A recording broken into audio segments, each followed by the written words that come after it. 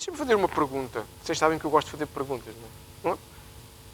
Algumas às vezes são um bocadinho incómodas, outras são provocatórias, mas faz bem a gente fazer perguntas.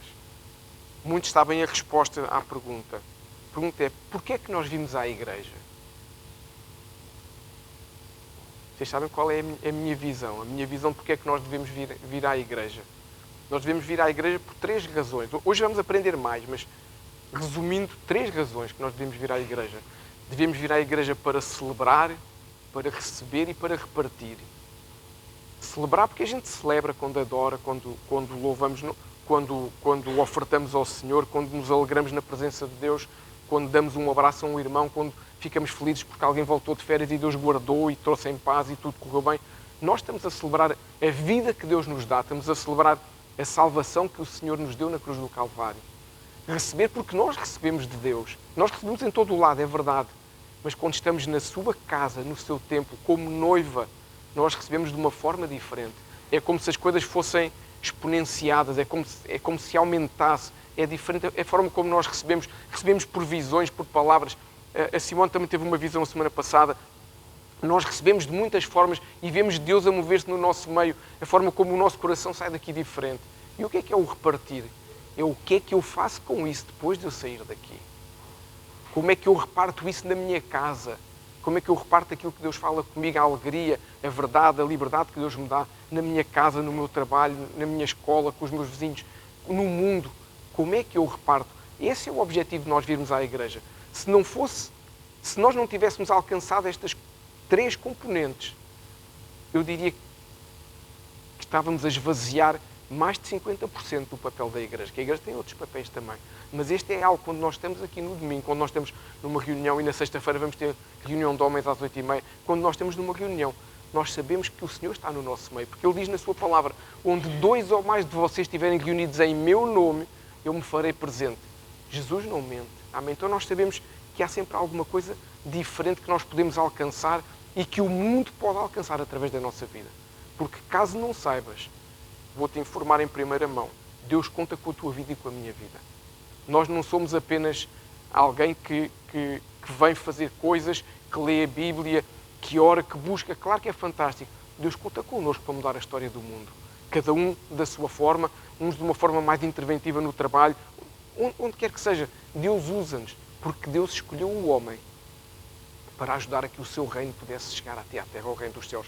Deus precisava de nós? Não. Fazemos falta? Nenhuma. Deus escolheu fazer assim. Por isso todos nós temos um papel grande, maior, menor, não interessa. Todos nós contribuímos para, como a Bíblia nos diz, todas as coisas cooperam para o bem daqueles que andam debaixo do propósito de Deus segundo a sua vontade. Por isso todos nós temos um papelinho a fazer. E a semana passada, lembram-se que o Senhor nos ministrou sobre o muro de fogo que Ele cria à nossa volta para nos proteger. Se não viram, vejam, está lá no nosso canal do YouTube. Faz sentido, é uma palavra que acaba por preparar-nos muito para esta palavra também. Ouçam, vejam, deixem o Espírito Santo falar convosco, revejam, porque realmente é importante a gente perceber o cuidado que o Senhor tem com a nossa vida. E lembram-se que uma coisa que o Senhor nos ministrou é que esse muro é totalmente intransponível do lado de fora. Nem uma bomba atómica consegue destruir esse muro. Nada. Mas do lado de dentro, o Senhor nos ensinou, é que esse muro é mais frágil. É como se não fosse a mesma construção. Uma construção muito sólida do lado de fora. E do lado de dentro esse muro é mais fácil. E nós podemos... A bomba atómica não o destrói do lado de fora. Mas nós podemos fazer pequenas brechas do lado de dentro que o fragilizam. E o que nós aprendemos também é que do lado de fora a cobra está lá para nos tentar fazer mal, mas não passa. Mas quando nós abrimos uma pequena brecha nesse muro, a cobra pode passar. A cobra que está lá escrito na Bíblia, a serpente, pode passar. E aí ela pode entrar. E quando ela entra, ela faz a festa dela, não a nossa festa. E o Senhor mostrou-nos também no domingo passado que o seu desejo é que todos nós possamos estar protegidos por esse muro. E o Senhor nos ensina o que devemos fazer para preservar o muro, para não o romper, para não o partir, para não criar essa brecha. E hoje o Senhor vai mostrar-nos que além do muro que Ele criou para nos proteger, há um lugar que Ele também preparou, um lugar de refúgio para nós, um lugar de proteção, um lugar onde nós nos podemos e devemos sentir seguros, um lugar onde Ele cuida de nós, um lugar de proteção espiritual, podemos dizer assim, para cada um de nós. Sem fazer spoiler, vou passar à palavra que é mais fácil. Vamos abrir a Bíblia no livro de Números, Antigo Testamento. É dos primeiros, capítulo 35. Semana passada também tivemos no livro de Números, não foi? Lembram-se? Hoje vamos ao livro de Números também. Vocês sabem que a Bíblia nos ensina que o que está escrito no Antigo Testamento, além de se complementar com o Novo, ou o Novo com o Antigo, melhor dizendo, é como se fossem sombras daquilo que nós poderemos vislumbrar ou ver depois no futuro, no Novo Testamento. Porquê sombras? Porque o que está escrito no Antigo Testamento está escrito para que as pessoas pudessem entender, mas como não tinham o Espírito Santo sobre a vida delas, a revelação não era plena. É como quando nós vemos uma sombra, por exemplo, eu estou a ver ali a minha sombra projetada na parede. Conseguem perceber que é um vulto de uma pessoa, mas não sabe quem é. E assim, muitas vezes o que está no Antigo Testamento é algo que não está tão detalhado, mas quando temos a revelação do Espírito Santo em nós conseguimos perceber certos detalhes que nos ajudam a entender coisas que às vezes a gente diz: mas porquê é que a Bíblia não diz isto? Diz. Nós é que ainda não chegámos lá. Então, Números 35, vamos começar no versículo 11. Amém? Não tinha dito ainda, não é? Números 35, verso 11. Vamos ler aqui até ao 15, pelo menos. Para já até ao 15. Então diz lá assim, verso 11. Fazei com que vos estejam à mão cidades que vos sirvam de cidades de refúgio, para que ali se acolha o homicida que ferir alguma alma por engano. E estas cidades vos serão por refúgio do vingador do sangue, para que o homicida não morra, até que seja apresentada à congregação para julgamento. E das cidades que derdes, haverá 6 cidades de refúgio para vós. 3 destas cidades dareis além do Jordão, e 3 destas cidades dareis na terra de Canaã. Cidades de refúgio serão. Verso 15.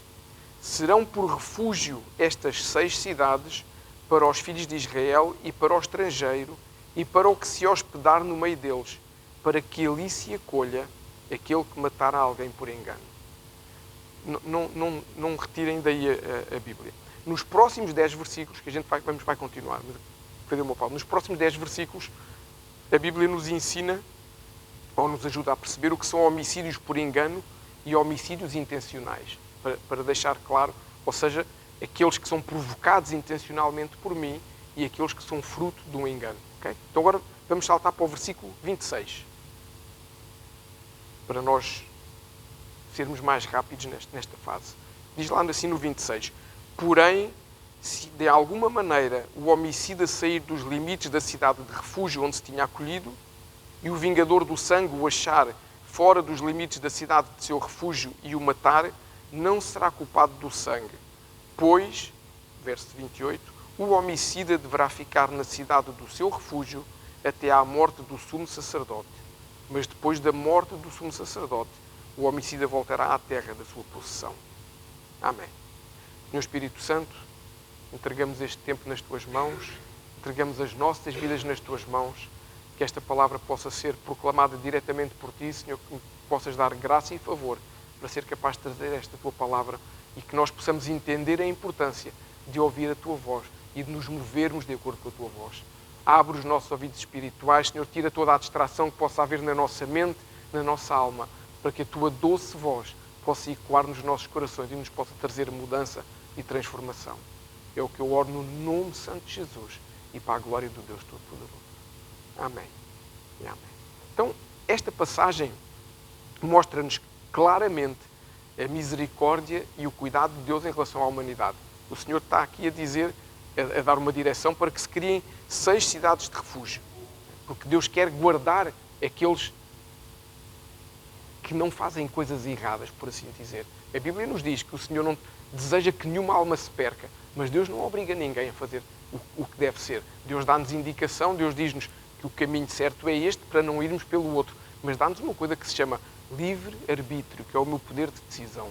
E uma coisa que fica clara aqui é que há uma diferença entre alguém que mata alguém por engano e alguém que mata alguém por acidente.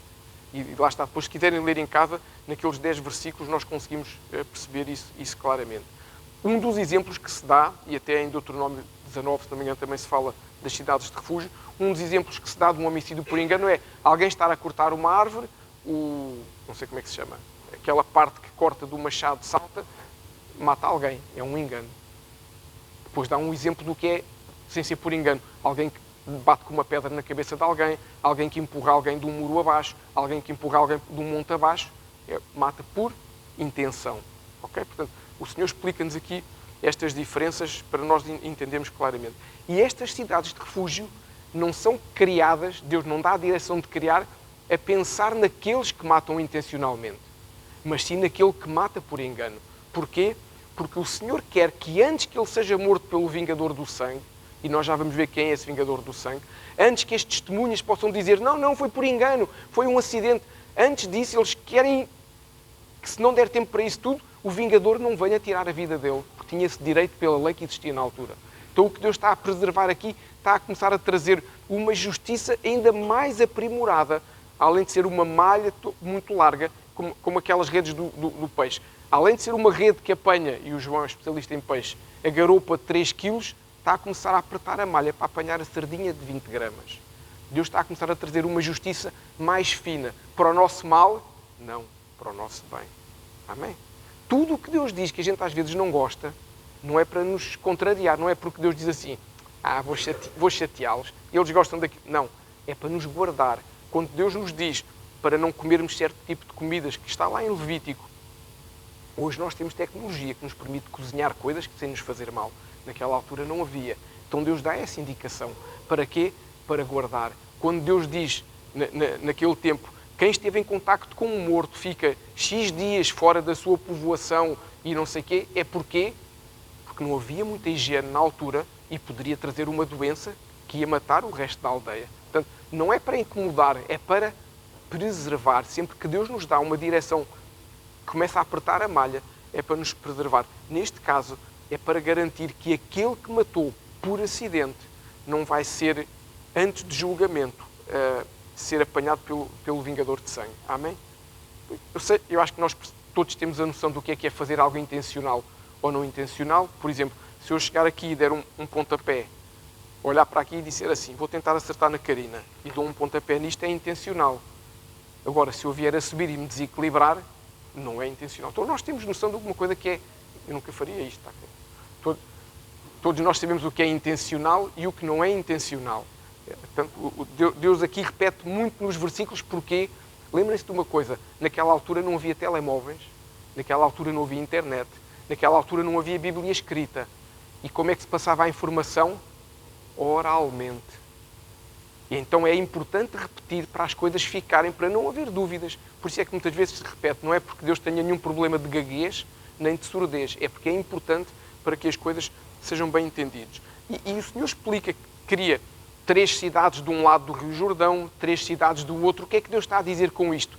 Eu não quero que estejam todas juntas, eu quero que possam estar espalhadas para o homicida, por engano, ter hipótese de facilmente poder escolher uma e ficar lá guardado enquanto alguém está a zelar por ele. Deixa-me lembrar um detalhe importante. A Bíblia ensina-nos no livro de Romanos que tudo quanto está escrito na Bíblia é para nosso ensino que foi escrito. Então nós não devemos deixar de ler alguma coisa. Eu sei que às vezes há alguns livros de números. É um deles que é um bocadinho difícil às vezes de ler porque vem com aquela genealogia toda. Sei que é difícil de ler. Olha, estão a olhar para mim. Eu sou aquele que salto às vezes quando estou no meu propósito de ler a Bíblia, quando chega àqueles capítulos que é o Manel era filho do não sei o que, do não sei o que. Eu faço contas que não vejo e passo para a página seguinte. Às vezes é difícil, é verdade. Mas pronto, a gente faz meia culpa e volta. Porque às vezes alguns livros são mais complicados, mas tudo o que cá está é para o nosso ensino. Se não fosse essa genealogia, fazendo aqui um parênteses, nós não saberíamos que Jesus, o nosso Jesus, descende de uma mulher que era prostituta. E se calhar nós ficaríamos escandalizados. Mas essa genealogia mostra-nos que isso há coisas que acontecem fantásticas que Deus faz. Então, quando olhamos para esta passagem, nós não devemos olhar apenas como uma história, como um livro histórico, mas devemos olhar assim, o que é que o Senhor nos quer ensinar com isto? E quando nós dizemos o que é que Deus nos quer ensinar com isto, quando nós nos colocamos debaixo da direção do Espírito Santo, aí as coisas podem mudar, porque nós podemos começar a ter uma direção, podemos começar a ter uma visão das coisas que não tínhamos até aí. Então, de uma forma simples, esta passagem fala-nos muito do que é o intencional e o não intencional. sendo assim realistas, se todos nós sabemos o que é uma coisa intencional ou não intencional, eu diria que isto é a parte menos relevante. Então a parte mais relevante é o que é que Deus nos quer ensinar aqui? É uma coisa intencional ou não? Não. O que Deus nos quer ensinar aqui é porque estas 6 cidades que Ele pediu para criar e porque, qual a relevância que hoje, janeiro de 2024, não sei que dia é, dia 22 ou 21, hoje, no século XXI, o que é que o Senhor tem para nós? Então nós não podemos olhar apenas para a história, mas temos que olhar principalmente para a componente espiritual que está aqui associada a esta passagem. E o que é importante nós realçarmos é Deus idealizou aqui um lugar de proteção para a humanidade, um lugar de proteção para os homens. E se o Senhor me ajudar, eu vou mostrar-nos como é que profeticamente estas cidades de refúgio que Deus criou naquela altura são a Igreja de Jesus hoje em dia. Deus está ali há milhares de anos atrás a criar um lugar de proteção e de refúgio para aqueles que não querem fazer coisas intencionalmente mal. E hoje o Senhor tem a Igreja de Jesus exatamente para isso. E é isso que o Senhor nos quer mostrar para entendermos a importância da Igreja. Então, temos estes 2 tipos de homicidas, não era? O intencional, o voluntário, que merecia a morte, e o não intencional, que deveria ser guardado. Lembro, na lei de Moisés, a lei mosaica, quantos de nós já ouvimos aquela frase que é olho por olho, dente por dente? Muitos de nós ouvimos isto desde crianças. Está escrito na Bíblia. Esta era a lei que o Senhor deu a Moisés. Olho por olho, vida por vida, em que o Senhor diz: quem matar um animal terá que restituir outro, quem matar uma pessoa terá que pagar com a vida. Porquê? Não se esqueçam, estamos a falar de um povo que vem de 400 anos de escravidão. Estamos a falar de um povo que não tinha princípios nenhuns. E Deus tem que começar a pôr ali o quê? Algum travão em alguns excessos. Começar a criar princípios, começar a criar regras, mais uma vez para preservar o povo, e depois mais à frente ele vai apertando. Então a lei que estava em vigor dizia que se eu matar alguém, não dizia se era intencional ou não, o vingador do sangue, alguém da família, tem direito de vir reclamar a minha vida. E é por causa desta proteção que o Senhor nos está a dizer: ok, esse é o padrão de justiça que está, mas e se foi por engano?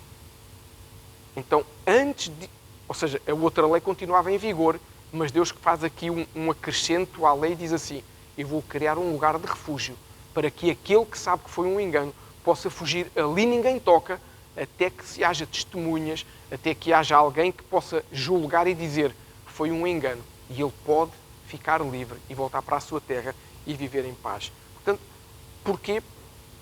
Porque havia essa cultura do olho por olho, dente por dente. Então, o que Deus está a dizer é: vou criar um lugar de proteção, vou criar um lugar de salvaguarda. Deixa-me falar-te um pouquinho dos elementos desta história. Nós já fomos falando alguns. Nós temos a cidade, não é? Mais importantes.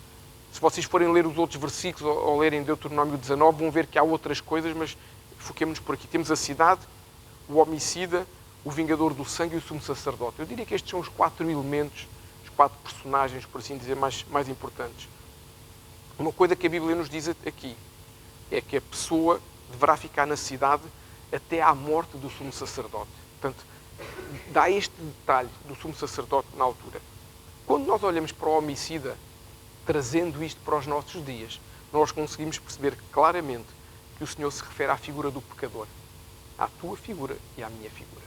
Claramente. Alguém que faz uma coisa inadvertidamente ou que fez intencionalmente, mas não quer voltar a fazer.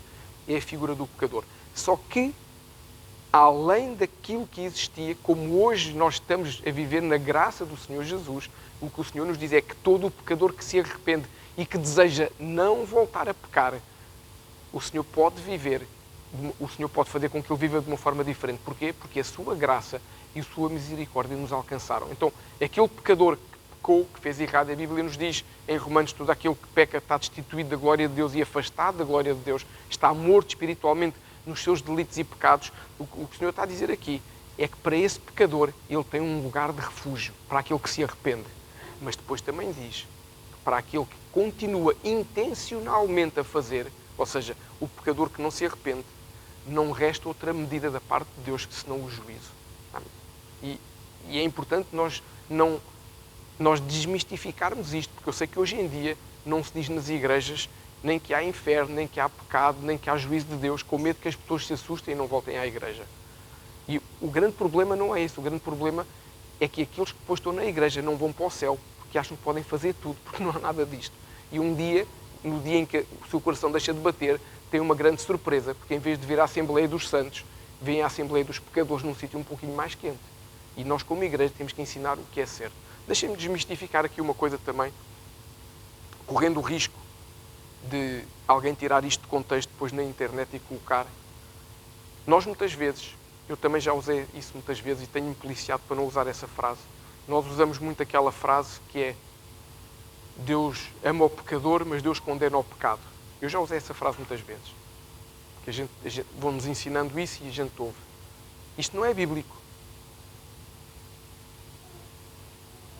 Uma questão de lógica aritmética que a gente aprende na escola. Se Deus ama o pecador, mas condena o pecado, quem é que vai para o inferno? O pecado ou o pecador? Calhar, se a gente começar a pensar assim, já vemos que há frases que se diz. O que a Bíblia nos diz é que Deus aceita o pecador como ele está para ele ser mudado e transformado quando chegar até Jesus. Isto é uma coisa. Outra coisa é Deus não ama o pecador. Não ama mesmo. E se encontrarem na vossa Bíblia a dizer que sim, troquem-na por uma séria. Porque não é verdade. Deus não ama o pecador. Quando a Bíblia nos diz que Deus amou o mundo de tal maneira que enviou o seu Filho unigénito para que todo o que nele crê não pereça, mas tenha a vida eterna. Está lá em João 3,16, está a dizer para que todo aquele que nele crê tenha a vida eterna, porque é perdoado, transformado, remido pelo sangue de Jesus e pode ter uma vida digna, uma vida em abundância que o Senhor Jesus nos traz. Portanto, não é, não, Deus ama muito, então eu continuo a pecar porque Deus me ama muito. Não, isso não existe, não é bíblico e não acontece. Okay? Então, voltando agora aqui. Nós percebemos a maneira com que Deus trata os dois pecadores, os dois homicidas, de forma diferente. O pecador que pecou, mas se arrepende, e o pecador que pecou e continua a querer pecar porque não está decidido a mudar de vida. Então, o que o Senhor nos mostra é que para um há misericórdia, para um há graça, para um há salvação e para o outro há a vida normal que ele vai ter longe de Deus, embora às vezes possa pensar que está perto de Deus, mas não está. Não está perto de Deus porque o pecado nos afasta de Deus. E para este pecador não intencional, digamos assim, o Senhor criou a cidade de refúgio. O Senhor criou a igreja. O Senhor criou a igreja de Jesus para aquele que peca, mas que quer mudar de vida. Parênteses. Não quer dizer que no meu trajeto de mudança de vida eu não possa tropeçar. Amém? Mas na minha mente, no meu coração, está o desejo de não voltar a pecar, de não cometer o mesmo erro, de não cometer a mesma circunstância. Claro, nós no nosso percurso, por vezes, as ciladas com que balão nos provoca, a gente pode cair, mas o meu desejo é eu não voltar a fazer isso. É diferente, é a tal história do pontapé intencional ou da queda por acidente. Ok? Isso é importante nós retermos. E este pecador, este homicida não intencional, tinha que ficar naquela cidade até que o sumo sacerdote morresse. E aí, quando o sumo sacerdote morresse, ele ficaria inocentado. Era como se ele fosse liberto. Pergunta, quem é que é o sumo sacerdote? Esta é barata, porque todos nós sabemos. É Jesus. Claro que aqui está a apontar para Jesus. Naquela altura havia o sumo sacerdote que entrava uma vez por ano no Santo dos Santos. Hoje nós sabemos que o nosso sumo sacerdote é Jesus, o autor e consumador da nossa fé. Então ele aqui está claramente a dizer que quando o sumo sacerdote morria, isso lhe trazia liberdade. Porquê é que eu e tu somos livres? Porque Jesus morreu por nós. Exatamente o mesmo paralelo. O sumo sacerdote, quando morria, esse homicida não intencional estava livre. Nós, pecadores não intencionais, quando aceitamos Jesus como nosso Senhor e nosso Salvador, nós somos livres da escravidão do pecado. Somos livres do jugo do mundo e passamos a ser homens e mulheres que almejam chegar à estatura do varão perfeito que é Jesus e que esperam e que desejam, no bom sentido, experimentar toda a sorte de bênçãos que Deus tem para nós. Amém. Portanto, o Senhor está-nos já aqui a trazer a relevância que a morte de Jesus na cruz substituiu o nosso castigo, substituiu a nossa culpa, o nosso pecado. Jesus pagou por nós, independentemente de eu ser melhor que o A ou ser pior que o B. Porque nós às vezes temos tendência a comparar. aquele fez uma coisa tão grave, eu fiz uma coisa menos grave. O que quer que seja que um fez ou o outro fez, o resultado final foi o mesmo. Afastou-nos de Deus. Por isso é que a Bíblia nos ensina. E isso é uma verdade. Para Deus não há um escalão de pecado. Não há o pecado grande e o pecado pequeno. Para Deus é igual, porque a partir do momento em que eu peco, eu deixo de poder estar ligado ao Senhor. O que é diferente consoante o pecado que eu faço é a consequência desse pecado. A consequência de um pecado grande é como se eu roubar uma maçã. A consequência jurídica disso pode ser maior na prisão.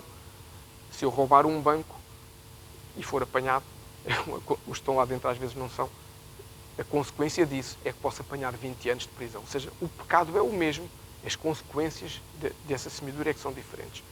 Então, já vimos o que é a cidade de refúgio, já vimos o que é quem é o sumo sacerdote, que é Jesus, já vimos que a cidade representa a igreja, vimos que o homicida representa-nos, profeticamente falando. Quem é que é o vingador de sangue? Era alguém que tinha o direito legal de destruir a vida do homicida. Era alguém que era da família, que dizia assim, não, matou o meu tio, matou o meu pai, matou a minha mãe, matou... Eu tenho o direito de ir lá cobrar essa vida, cobrar esse sangue, olho por olho, vida por vida. Profeticamente falando, o vingador de sangue, só há uma pessoa que se encaixa nesta tipologia, que é Satanás. O vingador de sangue aqui está a falar do diabo hoje, profeticamente. Há alguém que veio para matar, roubar e destruir tudo o que é nosso. E no domingo passado nós percebemos bem essa mecânica. Então, porquê é que o diabo tem essa legalidade de vir fazer o papel do vingador de sangue? Porque o mundo jaz no maligno. Porque nós percebemos a semana passada e na anterior que o homem deu autoridade ao diabo para governar a terra. A terra que Deus deu ao homem para o homem governar, por assim dizer, como um usufruto, como um arrendatário. O homem, quando pecou no Jardim do Éden, a Bíblia nos ensina isso em Pedro, todo aquele que perde numa guerra fica escravo daquele que ganha. Quando o homem peca, o homem entregou a autoridade da terra ao diabo. Então o diabo tem esse direito legal de exigir as vidas. Por isso ele se esforça imenso no mundo. E por isso o Senhor criou esta cidade de refúgio que é a igreja. É a solução que o Senhor encontrou para que o homicida tenha misericórdia e um lugar de proteção. Amém? E eu vou-te demonstrar isto também no Novo Testamento, para não pensares que é só o Antigo Testamento e que nós estamos a ver com uma visão profética. Abre a Bíblia comigo no livro de Mateus, é o primeiro Evangelho, no capítulo 16. Mateus, Marcos, Lucas, João são os 4 Evangelhos. No livro de Mateus, capítulo 16, verso 18. Vamos ver o que é que o Senhor diz sobre a sua igreja, sobre a cidade de refúgio, porque é que é um lugar protegido, um lugar seguro. Então diz lá assim no verso 18: Pois eu também te digo que tu és Pedro, isto era o Senhor Jesus a falar com Pedro, e sobre esta pedra, que não é Jesus, não é Pedro, ok? É a pedra angular, edificarei a minha igreja, e as portas do inferno não prevalecerão contra ela. O que o Senhor Jesus está a dizer é que Ele construiu algo, começou a construir, que é a igreja, e quem lá estiver dentro, quem estiver aliançado com Jesus na igreja, quem viver nessa cidade de refúgio que é a igreja, as trevas não têm poder sobre a vida dela. Então, vejam bem uma coisa. Semana passada o Senhor nos ensinou, nos mostrou que Ele criou um muro à nossa volta, à minha volta, para que nada possa quebrar esse muro. E depois Ele diz-me ainda, hoje, que se eu, mantendo esse muro, se eu estiver numa cidade de refúgio, se eu for aquele que não quer mais intencionalmente fazer nada, nessa cidade de refúgio, as trevas não têm poder contra mim. Isto é poderoso nós percebermos isto. E isto não quer dizer que nós estamos imunes às coisas do dia-a-dia. Não, porque a chuva quando cai, cai para todos. Da mesma forma que o sol quando nasce, é para todos. E como a semana passada o Senhor nos ensinou, há tribulações, há tempestades, há adversidades que são para quê? Para o meu caráter ser fortalecido.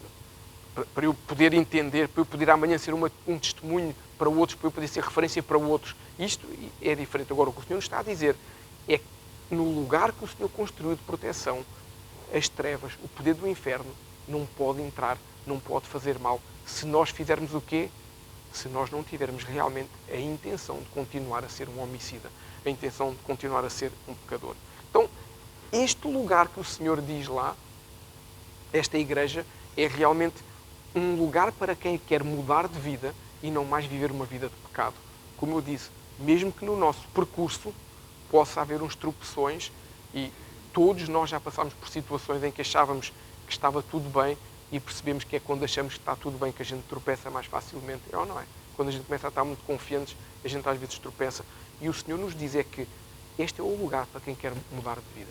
Porquê é que o Senhor mandou construir 6 cidades?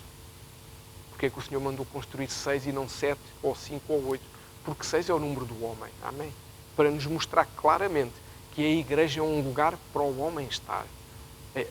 Claro que a igreja é do Senhor Jesus, claro que sim, mas é um lugar onde nós construímos a igreja.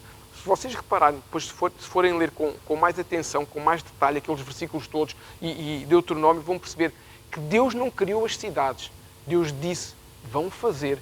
Aliás, em Deuteronômio 19, se não me engano, o Senhor até diz, construam as cidades e preparem um caminho para que elas possam estar bem sinalizadas para quem precisa do refúgio. Portanto, Deus está a dizer mais uma vez, isso é trabalho vosso. Eu faço o quê? Eu faço a proteção, eu faço o difícil. A construção da cidade, são vocês que constroem. Por isso é que, embora a igreja seja de Jesus, embora seja o Espírito Santo que se move no louvor, na palavra, somos nós, homens e mulheres, que construímos a igreja.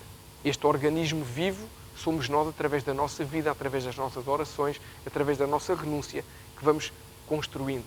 É de Jesus, mas somos nós que construímos. E aí já vem mais uma pergunta. Acho que já vou em 3, não é? Pergunta. Esta nem tem valor nenhum. A igreja é um lugar perfeito? Não, não é. Lamento, João, mas hoje não está a sair para o teu lado as perguntas dos milhões. Porquê que a igreja não é um lugar perfeito? Porque nós estamos aqui. Se nós não estivéssemos, se só tivesse Jesus, seria um lugar perfeito. Mas como nós estamos e ainda cheios de coisinhas que têm que ser limadas e tratadas, claro que não é um lugar perfeito, mas é um lugar que tende a ser perfeito como Jesus. Amém? Porque eu tendo a ser perfeito. Eu devo hoje esforçar-me para ser melhor que o que eu fui ontem. E o amanhã, eu já vou olhar para hoje e dizendo, tenho que melhorar ainda mais. Ou seja, eu tenho que olhar para os meus dias anteriores e o meu objetivo de vida é ser sempre melhor hoje que o que fui ontem. Eu não posso ficar satisfeito com o que eu já alcancei ontem. Eu não posso ficar já satisfeito se... Deixem-me dar-vos um exemplo absurdo. Imaginem que eu tinha um pecado qualquer, seja ele qual for. Eu não vou dar nenhum, porque pode às vezes ser um problema que alguém tenha, alguém que esteja a ver e depois o ser humano às vezes tem aquela facilidade de quando a gente dá um exemplo diz, falou para mim, se calhar alguém contou alguma coisa da minha vida, então a gente não dá exemplos. Imagina que eu tinha uma situação e que eu hoje consegui estar o dia todo sem fazer aquilo. Se eu amanhã, quando acordar de manhã, dizer assim, sou o maior, consegui. O que é que vai acontecer? 5 minutos depois já está. Pimba, é batata. Porquê? Porque eu já estou todo orgulhoso do que eu consegui no dia anterior. O que eu tenho que fazer no dia seguinte é, já consegui ontem, hoje vou conseguir outra vez. A postura do cristão tem que ser esta. O que eu consegui não me deve servir para trazer orgulho, mas para trazer responsabilização de manter essa seriedade, de manter essa santidade.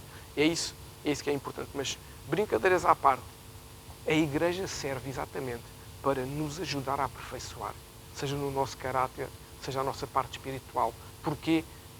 Porque ela, naturalmente falando, não é perfeita, mas espiritualmente falando, é perfeita.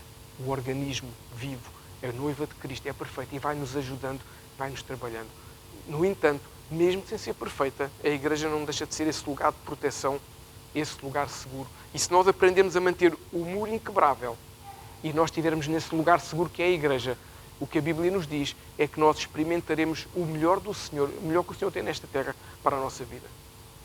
Deixem lembrar-vos, eu dou muito este exemplo e não ganho nada por isso, não faço publicidade ao pastor António Cirilo, que é um homem que, além de fazer músicas de adoração muito boas, tem muitas ministrações interessantes. O pastor António Cirilo, numa das ministrações, diz lá que a igreja é como se fosse um jardim cheio de flores bonitas, cheio de flores cheirosas, o que nos mostra que temos de tomar banho também, não é? Que é bom. Mas, à parte disso, e que se a igreja é esse jardim cheiroso e bonito com muitas flores, mas o pastor também nos diz que as rosas que são das mais cheirosas têm espinhos. E quando eu mexo numa rosa, num jardim, eu posso fazer o quê? Posso-me picar. Pergunta. A rosa fica menos cheirosa porque tem um espinho? Não. A rosa deixou de ser rosa, ainda bem que não temos nenhuma rosa aqui. Senão tinha que arranjar outra flor qualquer agora. A hortênsia fica mais cheirosa porque eu me piquei. Não, não tem espinhos. Porque eu me piquei? Não. Não muda a parte boa que a flor tem, nem muda a parte boa que a igreja tem. O jardim não deixa de ser lindo e perfeito porque tem ali um espinho. Só significa que há coisas que têm que ser trabalhadas. Só significa que há coisas que têm que ser cuidadas. Mas continua a ser o quê? Um belo jardim. Então o que é que eu devo fazer em relação aos espinhos quando eu estou nesse jardim? Tenho que ter cuidado. Porque a flor, como ainda está numa fase, permitam-me dizer assim, de ser trabalhada também, tem mais espinhos que o que deveria. Mas aos poucos, essa flor que está nesse lugar seguro que se chama igreja, vai perdendo esses espinhos. O problema é que às vezes até sou eu que tenho os espinhos. Não sou eu que me piquei em alguém. São os outros que se picam em mim. Porque nenhum de nós é melhor do que o outro. Nenhum de nós é mais bonito nem mais cheiroso do que o outro. Aos olhos de Jesus, todos somos iguais. O importante é o quê?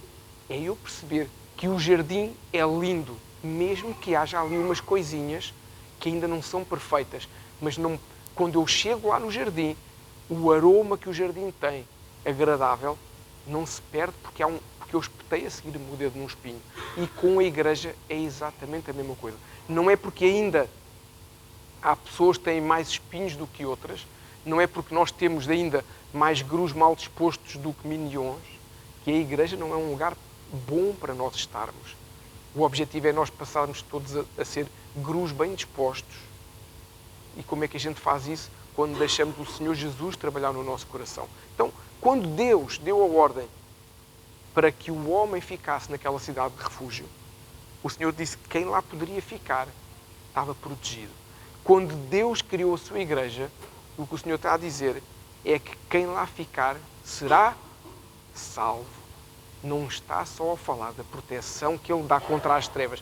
O que o Senhor nos diz é, quem estiver na minha igreja, quem cumprir os meus princípios, quem aceitar o meu Filho Jesus, como a Bíblia nos diz, todo aquele que nele crer e for batizado será salvo.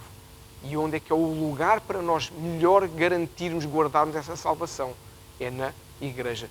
Este lugar de refúgio. Eu sei que hoje em dia há muita gente aí fora na internet da vida que diz que não é preciso igreja, podemos estar com Deus sem igreja. Claro que nós podemos estar com Deus na nossa casa. Quando eu faço o meu devocional, se há aqui alguém que não tem ainda o hábito de fazer o seu devocional, por favor, ouçam a voz do Espírito Santo a pedir-vos para ter um tempinho diário com Ele. Ele anseia pela nossa presença. Mas quando eu tenho o meu tempo devocional com Deus, eu estou a falar para alguém ou estou sozinho? Estou a falar com Jesus. Então eu posso estar com Jesus fora da igreja. Posso. Eu posso estar no meu carro a adorar e a louvar e a falar com Jesus. Posso. Eu posso e devo estar com a minha família em casa, à mesa, a abençoar a comida. Posso. Mas isso é diferente de eu achar que não preciso ir à igreja porque consigo ter o meu relacionamento com Deus. O meu relacionamento com Deus não tem nada a ver com o corpo de Cristo, com a noiva da qual eu tenho que fazer parte. O meu relacionamento com Deus é algo fantástico? É o lugar onde eu deito, rolo, babo, choro à vontade, sem me preocupar com quem está. A igreja é o lugar onde eu, de uma forma corporativa, como noiva, eu faço o quê? Eu celebro, recebo e partilho. E isso é importante nós termos na nossa vida. Aliás, uma das estratégias do diabo é exatamente dizer que a gente não precisa ir à igreja porque conseguimos ver tudo e conseguimos ter todo o lado. Quando nós conhecemos a Bíblia, mais facilmente não caímos nessas estratégias de Balaão. Quando nós não conhecemos a Bíblia, há para aí uns bem-falantes que quase nos conseguem convencer que realmente não precisamos de igreja, não precisamos de nada dessas coisas. Nós precisamos da igreja não porque ela é perfeita, mas porque pela sua não perfeição vai trabalhar no nosso caráter. Pensa assim, se todos nós gostássemos de toda a gente, eu não estou a dizer amar o próximo como a nós mesmos. Uma coisa é eu amar o próximo como a mim mesmo, outra coisa é eu ter empatia com alguém. Eu achar que alguém é simpático, é eu querer me relacionar. São coisas distintas, amém? Quando o Senhor Jesus nos diz amarás o Senhor teu Deus sobre todas as coisas e o próximo como a ti mesmo, Jesus está aqui a coligir os 10 mandamentos em dois. Não é? Fez aqui uma coisa e está aqui tudo. Mas isso não quer dizer que o eu amar o próximo quer dizer o quê? Que eu oro pelo próximo, que eu cuido da vida do próximo, que eu suporto o próximo se tiver uma necessidade. Mas posso não ter essa simpatia, posso não ter essa empatia. Então, porquê que é importante a igreja? Porque nenhum de nós tem simpatia por toda a gente. Mas quando eu aprendo a relacionar-me com toda a gente, eu estou a tratar o meu caráter e eu estou a perceber que eu, se calhar, afinal, não sou tão bom como eu achava. Eu achava que era muito bom, que era muito santo, que era muito isto, que era muito aquilo. E quando começo a conhecer com mais detalhe aquele irmão que se senta ao meu lado, aquela irmã que se senta atrás de mim, eu começo a perceber, epá, eles são muito melhores que eu em muita coisa. Eu estou a anos-luz da vida que eles fazem. Se calhar, vou-me começar a dar mais com eles, vou aprender alguma coisa. E é quando nós percebemos isso, através das nossas imperfeições, que nós avançamos, que damos passos claros em aproximação a Jesus e que percebemos, eu tenho que mudar em alguma coisa. Isto, eu posso achar que já estou bem, mas eu tenho que mudar alguma coisa. E são estas imperfeições que trabalham no nosso caráter que nos vão permitir esse crescimento espiritual, umas vezes mais acelerado, outras vezes menos acelerado. Deixem-me dizer-vos uma coisa, convicção minha. Se eu não frequentar uma igreja, desculpem a frase, se eu não viver numa igreja, a gente frequenta o Pingo Doce, o Lidl, o Aldi, se eu não viver numa igreja, se eu me encher de conhecimento pela internet, eu vou ter o quê? Conhecimento. Crescimento espiritual eu não vou ter. O crescimento espiritual eu só vou tendo à medida que eu vou colocando em prática aquilo que Deus me vai ensinando através da sua palavra, através das suas ministrações. E eu só ponho em prática quando eu estou com pessoas, não quando eu vivo fechado numa bolha em que me alimento imenso de coisas fantásticas, mas nunca coloco em prática. Por isso é que o Senhor nos diz lá em João 8, 31 e 32, e conhecereis a verdade e a verdade vos libertará. Mas ela só me liberta quando eu a aplico na minha vida. Se eu não aplicar, lamento informar, mas eu vou ser ali um poço de conhecimento, mas um poço literalmente sem fundo, porque não chega para nada. Então, se eu acredito que a Bíblia é verdadeira, amém? Então, só se eu não for inteligente, posso ser assim provocatório, só se eu não for inteligente é que eu prefiro estar noutros lugares em vez de estar na igreja. Se eu sou o homicida não intencional, ou seja, eu sou alguém que pecou e que não quer pecar mais. Se o Senhor me diz que me guarda, se o Senhor me diz que a igreja é um lugar seguro, se o Senhor me diz que eu, através de uma vida de igreja, eu consigo crescer espiritualmente e ser melhor pessoa e os outros perceberem isso e serem impactados pela minha vida, lamento informar, mas se eu tomo uma decisão de não estar na igreja, não abona muito em relação ao meu tico e ao meu teco. É ou não é? É claro. Eu esta semana, na aula do módulo 2 desta semana, dei um exemplo assim um bocado para o absurdo, que era se viesse cá a Lisboa, acho que falei de Lisboa, já não me lembro, os 3 homens mais ricos do mundo, para dar aí conselhos de borla, não é? Vinha o Elon Musk, cada um com a sua maluquice, não é? O Elon Musk, o Warren Buffett e o Billy Gates. São os 3 homens mais ricos do mundo. Não é? Eles têm mais dinheiro juntos do que a Europa toda. Não é? Claro. E poder também. Se eles viessem dar aí uma conferência grátis num hotel qualquer, com um pequeno almoço grátis e tudo, como a igreja está a dar, essas coisas todas, quem é que ia lá? Eu ia. Eu gosto de ouvir gente que sabe, depois consigo mandar fora aquilo que não me interessa, mas então imagina, se eu quisesse abrir um negócio, ia ouvir. 3 homens, são os homens mais ricos do mundo, que têm negócios, que montam empresas, eu queria ouvir. Quem sabe se eu não ia fazer aí, em vez de ser uma Tesla, ia criar uma Tosla, sei lá, uma coisa qualquer. Eu ia ouvir. Porquê é que a gente não faz o mesmo em relação à igreja? Temos o rei dos reis na igreja. Cada conselho que Jesus nos dá é melhor que os melhores conselhos do Elon Musk, do Warren Buffett e do Bill Gates. Qualquer conselho que Jesus nos dá é melhor. Nos leva para melhor lugar. Não estou a falar da provisão, mas alguns também nos dão boa provisão, porque Deus não nos deixa faltar nada. Amém? Então, nós temos que perceber que quando estamos numa igreja, quando nós ouvimos a palavra de Deus, quando nós buscamos mudar, nós estamos no melhor lugar possível, realmente, se formos inteligentes. Lembro-te de um detalhe. Há algumas semanas atrás, acho que foi o ano passado, que a gente ainda está no início do ano, o Senhor ministrou-nos sobre a parábola do bom samaritano, lembra? Não é? em que o Senhor nos mostrou que aquela figura do bom samaritano representa a figura do Senhor Jesus, não é? Que cuidou do homem que tinha sido assaltado, estava maltratado, quase morto, tratou o quê? Com azeite e com vinho, que são as figuras da redenção. Azeite e vinho, quando se fala de azeite e vinho na Bíblia, estamos a falar da redenção de Jesus. E ele mostrou que esse bom samaritano cuidou desse homem e depois levou-o para uma estalagem ou uma hospedaria, dependendo das versões da Bíblia. E o que é que fez? O Senhor depois colocou lá, nessa estalagem, e a gente percebeu que a estalagem representa a igreja. E colocou e entregou ao estalajadeiro e disse assim, olha, eu já lhe dei a vida porque ele estava morto. Isto é Jesus a falar, é a minha versão. Agora, cuida tu dele, restaura, cura, trata e ensina, para que quando eu voltar, ele esteja pronto para celebrar comigo as bodas do Cordeiro.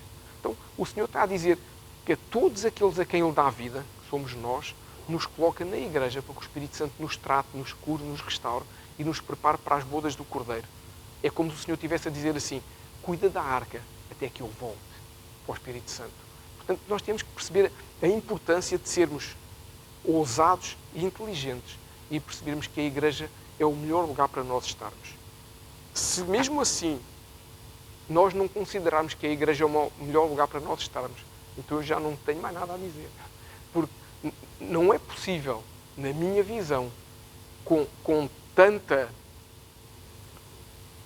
tantas variáveis positivas, eu chegar ao final da equação e achar que é negativo.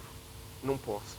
O que nós aprendemos na matemática e na aritmética é que quando eu somo coisas positivas, o resultado é sempre positivo. Portanto, se eu não encontro isso, é porque o meu coração está de tal forma ferido, maltratado, com medo, zangado, atribulado, que eu não consigo ver o resultado dessa equação, dessa variável. E isso, a única coisa que eu posso dizer é, Jesus pode cuidar disso. Essa é a única coisa que nós podemos dizer a quem está lá fora no mundo e não conhece Jesus e tem uma vida que é horrível, onde tudo lhe corre mal, tem uma família onde a pessoa não se sente bem, tudo lhe corre mal e corre mesmo, infelizmente. Não é? Muitas vezes é verdade. A única coisa que nós podemos dizer é, Jesus pode te ajudar. Nunca nós podemos dizer para alguém, Jesus vai mudar isso tudo, porque nós não temos esse poder, amém? Nós não podemos nunca dizer, Jesus vai mudar tudo o que está de errado na tua vida. Nós não podemos fazer isso. Nós podemos dizer é o quê? Jesus vai mudar a tua história. Se a tua história para mudar é Jesus começar a compor essas coisas todas que estão erradas, tudo o que está negativo na tua equação, que faz com que o resultado seja negativo, isso nós podemos dizer que Jesus vai mudar. Mas depende sempre de quem? De mim. Sou eu o responsável por cada uma das variáveis negativas. Se eu não aceito... Deixem-me dar-vos um exemplo. Imaginem que eu sou diabético. Graças a Deus não sou. O diabético, penso eu que todos nós sabemos, tem que ter um controle, não só do nível da insulina no corpo, mas também um controle ao nível do açúcar que está no seu sangue, porque pode ter picos para cima ou para baixo. Não sei se alguém aqui é diabético ou não, mas pode ter picos para cima ou para baixo que podem levar à morte, além do mal-estar e de outros problemas gravíssimos. Se eu tenho uma situação patológica que eu tenho que vigiar de uma forma e tenho que ter, imagina, uma dieta restrita de doces, e se eu decido comer até sair pelas orelhas os doces todos que me apetecem, se eu amanhã tiver uma crise e for para o hospital, a culpa foi do médico, dos remédios que não funcionaram, a culpa é da doença que existe, ou foi minha? Fui eu que fui a variável negativa desta equação? Fui eu. Então, espiritualmente falando, não muda. Muitas vezes sou eu que faço o que é errado, umas vezes porque não consigo ainda mudar, mas também não me torno humilde perante o Senhor para lhe dizer, muda-me porque eu não sou capaz. E a igreja é esse lugar onde eu posso fazer isso. A igreja é o lugar onde eu não me devo preocupar com quem está sentado ao meu lado, com quem está à minha esquerda, à minha direita, atrás ou à frente. É o lugar onde eu tenho que me preocupar com Jesus e com o meu coração, porque a igreja nos permite isso. O que eu posso dizer-te é que quem não estava na cidade de refúgio podia ser encontrado pelo vingador do sangue. E o vingador do sangue tinha o direito de clamar por aquela vida, de reclamar aquela vida e dizer, não, mataste tu não sei quantos, agora eu tenho esse direito. E isso, com alguma tristeza, eu tenho que dizer, porque é o meu papel, quando nós nos afastamos da igreja, nós estamos a dar liberdade é que mais facilmente possamos ser encontrados pelo vingador do sangue e ele possa fazer a festa na nossa vida. Isto é uma verdade, não é para assustar ninguém, é uma verdade que a gente pode, mais uma vez de uma forma lógica, demonstrar. Atenção, eu não estou a falar da igreja ao nível da cobertura espiritual que os pastores têm sobre a igreja. Eu estou a falar da cobertura espiritual que Jesus dá sobre as nossas vidas. Eu estou a falar da graça do Senhor Jesus nas nossas vidas. Eu estou a falar da cobertura que o Senhor tem através do seu sangue. Isso é algo que é poderoso, como nós vimos há pouquinho. As portas do inferno não prevalecerão sobre aqueles que estão na sua igreja, na sociedade de refúgio. Na igreja eu tenho a cobertura do sangue de Jesus e isso é algo, como eu disse, que não tem preço. Agora, nós podemos pensar assim, como eu disse há pouquinho, mas a igreja, isso é tudo muito bonito, mas há pessoas que têm muitos espinhos, que ainda me picam, há pessoas com as quais eu não tenho empatia. Pensa assim, será que sou só eu que não tenho empatia por alguém? Será que os outros têm empatia comigo? Será que sou só eu que me pico nos espinhos dos outros? Ou será que os outros também se picam nos meus espinhos? Às vezes o problema não são os espinhos dos outros, é a minha carapaça, porque eu já fui tão ferido na minha vida toda, na minha caminhada espiritual, que eu quando saio de casa, ao domingo, para vir à igreja, saio de casa com o sorriso fantástico e quando chego à igreja, visto logo a carapaça 23, que é à prova de abraços, à prova de sorrisos, à prova de elogios, à prova de espinhos. Ou seja, eu já venho de uma forma tipo tartaruga ninja, né? Com aquela carapaça. Ou seja, eu não recebo um abraço, eu não recebo um elogio, o meu coração não está preparado para isso. Porquê? Porque houve um dia alguém que com um abraço me feriu. Todos nós já fomos feridos. Quem é que aqui já foi ferido na sua caminhada espiritual? Todos nós já passamos por situações em que alguém fez coisas que não devia connosco e que pode matar a vida espiritual de alguém. E é por causa disso que eu agora não vou receber o abraço do outro? Não. É por causa disso que eu vou abraçar ainda mais. É por causa disso que eu vou mudar isso tudo na minha vida. É por causa disso que eu vou mudar muitas vezes o meu humor de altos e baixos. Não. Eu tenho que lutar contra isso. E a igreja ajuda-nos a lutar contra isso. Porque nós temos que perceber o que é que eu tenho feito para mudar a falta de empatia que o meu irmão tem. Ou que eu tenho pelo meu irmão. Vou dizer um segredo para mudar a falta de empatia. Porque a gente não está à espera que o Espírito Santo faça tudo sozinho, amém? A gente pede ao Espírito Santo, o Espírito Santo gosta de ter uma parceria connosco. Vou-te contar um segredo. Pensa assim, não precisas dizer. Pensa assim naquele irmão ou naquela irmã com a qual tu até não tens assim uma empatia muito grande. Vou-te dizer qual é o segredo para ganhar empatia. Começa a orar pela vida dessa pessoa. Começa a jejuar pela vida dessa pessoa. Se calhar essa pessoa um dia disse-te uma coisa que não gostasses. Deu-te uma resposta que não gostaste. Teve um comportamento que não gostaste.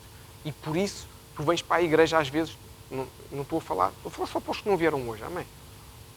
E a gente às vezes chega à igreja felizes da vida e quando vemos aquela pessoa, o nosso semblante muda. Já começamos a pensar no espinho, porque doeu, porque muitas vezes doeu, porque nós não somos totós. Se a gente às vezes sente uma coisa, é porque um dia aquilo doeu. E quando nós vemos essa pessoa, aquilo já muda no nosso coração. Começa a orar por essa pessoa. Começa a jejuar por essa pessoa. Começa a pedir ao Espírito Santo para abençoar essa pessoa, para que o que ela te fez, ela não faça mais, nem a ti, nem a ninguém. E como a oração do justo tem poder, tu vais ver aos poucos essa pessoa a ser mudada e sabes o que é que acontece? Os teus olhos também mudam e o teu coração também muda. E quando nós deixamos de olhar para o outro só lembrando aquilo que ele pôde ter feito de errado, muitas vezes nós não sabemos, mas temos que liberar perdão sobre a vida dessa pessoa. Muitas vezes nós temos que chegar ao pé da pessoa e dizer assim, olha, lembras-te naquele dia que me pisaste com aquele salto muito fininho e me tirou a unha do dedo mindinho? Eu fiquei zangado até hoje. Por isso nunca mais vim de sandálias com medo de me pisasse outra vez. Mas eu perdoo por causa desses teus sapatos. E a pessoa nem sabia que nos tinha feito mal. Via-nos andar a cochear, pensava que era outra coisa qualquer. E às vezes a pessoa não sabe. E começa até a achar, nunca mais me abraçou, nunca mais me coisa.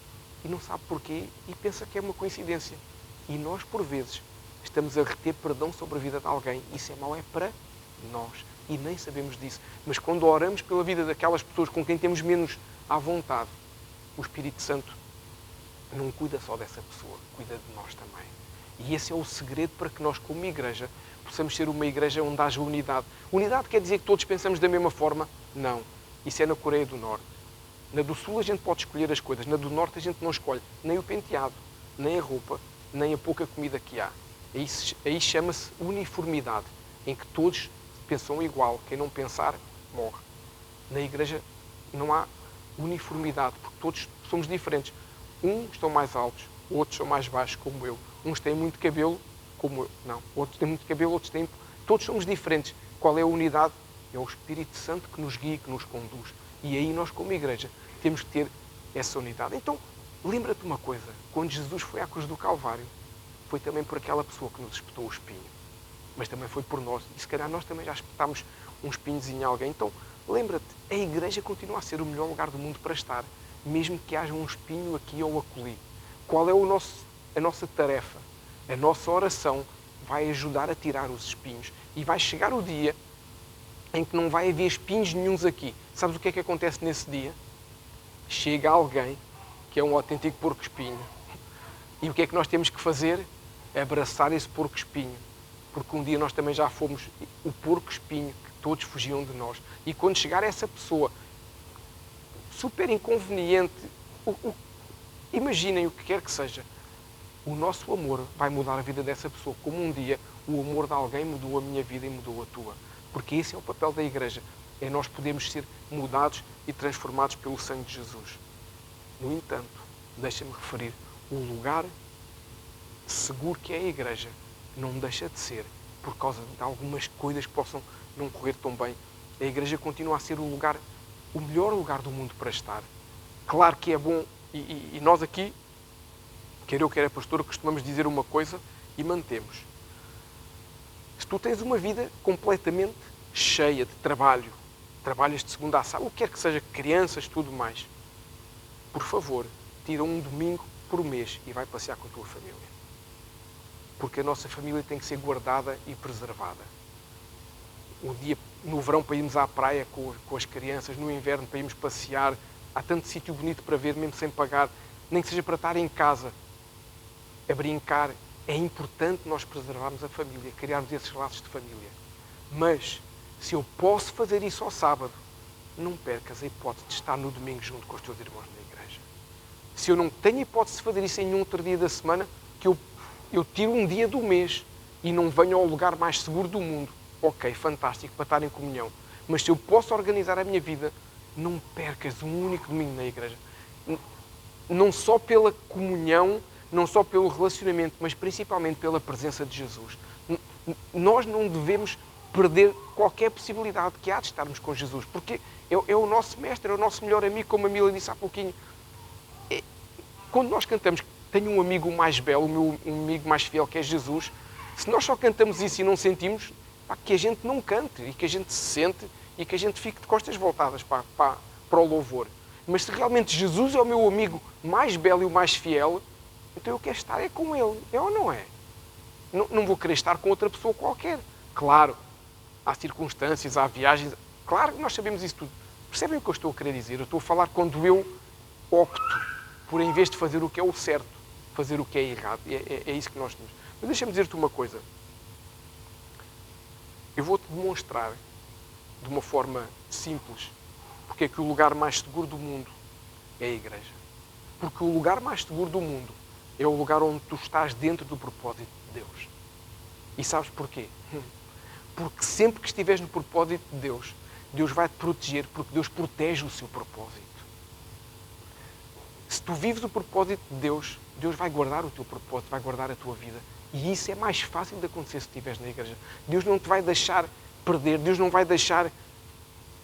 E porquê que Deus não vai deixar isso? Porque Deus vai te guardar, Deus vai guardar a tua vida, Deus vai fazer com que os teus sejam guardados por Ele. Porque o Senhor, quando o Senhor nos diz, e ainda há pouquinho falámos nisso, que todas as coisas cooperam para o bem daqueles que o amam e que andam de acordo com o seu propósito e que são chamados, mas que andam de acordo com o seu propósito, é que isto está o segredo. Se todas as coisas cooperam para aqueles que amam a Deus e são chamados de acordo com o seu propósito, é como se Deus te dissesse, se tu entras no meu propósito, eu vou fazer com que dês certo. Eu vou fazer com que os teus inimigos se levantarem contra ti, eu derrubo-os. Eu vou fazer com que, está escrito na minha palavra, diz Deus, toda a arma que for levantada contra ti não prosperará, porque estás no meu propósito. Estás na minha cidade segura, estás na minha cidade de refúgio. E é isso que o Senhor te diz. Eu vou lutar contra os teus inimigos, porque os teus inimigos passam a ser os meus inimigos. Eu não queria ser inimigo de Deus. E se hoje, às vezes, os balões da vida ou o vingador do sangue podem tentar alguma coisa contra nós, quando eles perceberem claramente que nós estamos no lote dos amigos de Deus, eles não vão tentar, porque sabem que a ira de Deus não é coisa boa. Nós também deveríamos saber isso. A ira de Deus tanto se pode levantar contra quem está lá ou contra quem finge e brinca. Mas os inimigos que se levantarem contra mim aí fora, o Senhor assume que são inimigos dele. E o Senhor vai fazer o quê? Vai-me guardar, vai-te guardar, porque estamos no seu propósito. E é isso que nós temos que reter. É como se Deus dissesse, se tu fizeres o que eu te disser para fazer, se eu souber que posso contar contigo para o meu propósito, se eu souber que posso contar contigo para o meu reino, não há batalhas que tu não venças. Vou-te dar forças até na velhice, como fiz com Josué e Caleb, que aos 80 anos, quando lhes disseram, vamos tomar a terra prometida, o que é que eles disseram? Mesmo 40 anos depois, eu ainda os como que nem pão, com 80 anos. Por isso, quando nós estamos no propósito de Deus, não há batalhas que não sejam possíveis de vencer. Atenção, eu estou-te a dizer uma coisa, é que vai haver batalhas? Vai. Se eu não dissesse que ia haver batalhas, se eu te dissesse que a vida vai ser um sorriso, eu estaria a mentir. E Deus não quer que a gente minta. Mentir é pecado. O que eu tenho que dizer é o que está na Bíblia. Vai haver batalhas? Vai. Quem é que as luta por nós? Jeová Jiré, é aquele que nunca perdeu uma batalha. Como diz aquela música, temer porquê? Se eu sou guardado por quem nunca perdeu uma batalha. E é isso que eu tenho que interiorizar e guardar no meu coração. Se eu reconheço que a igreja é esse lugar seguro, esse lugar de proteção e de refúgio, o Senhor vai nos dar força, o Senhor vai nos guardar, o Senhor vai bater por nós nessas batalhas. E isso é importante. Por isso, o que eu te queria dizer é que a igreja é o lugar mais seguro do mundo para nós estarmos. Amém. Podemos ficar de pé para irmos terminar.